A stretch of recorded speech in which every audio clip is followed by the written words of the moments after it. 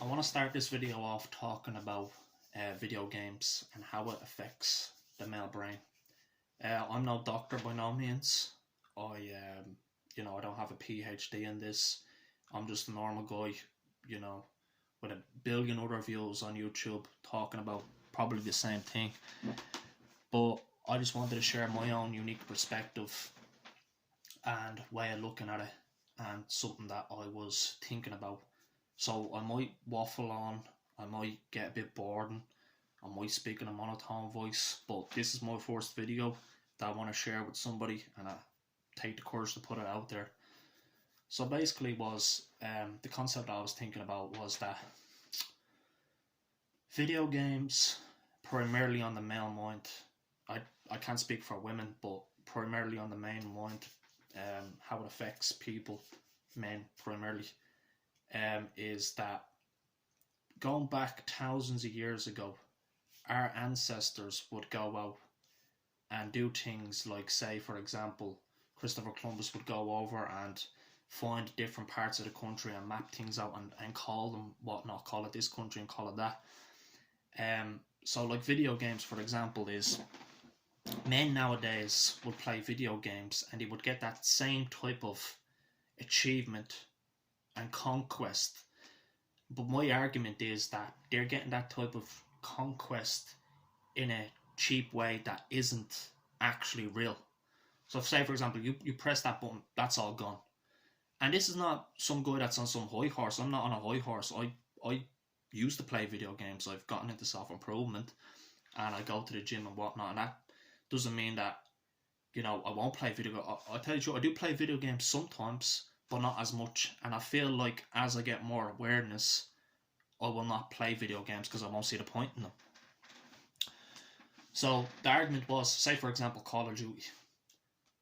Men going back, whether they liked it or not, or they were drafted off the war, they would go out and start wars for the camaraderie of it, or maybe they were forced into wars, right?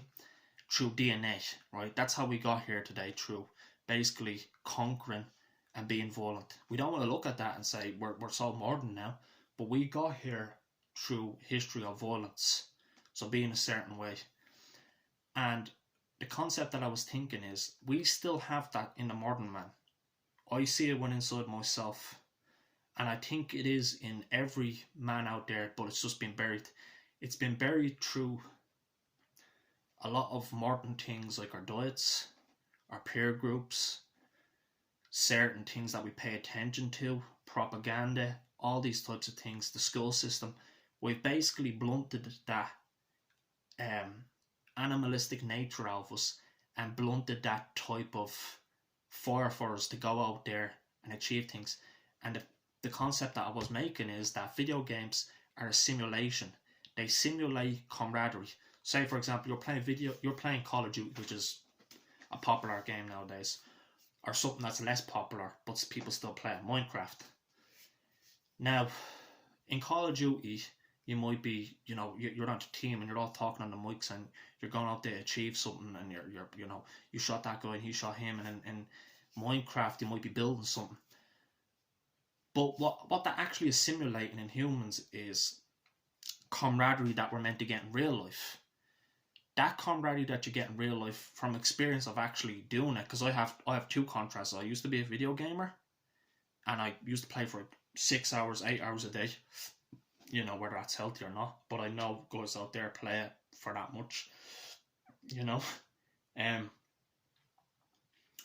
but having the experience of both things and going on the side of like having friends in the gym and interacting with people, is that through interacting with the real life, you're getting that sense of camaraderie.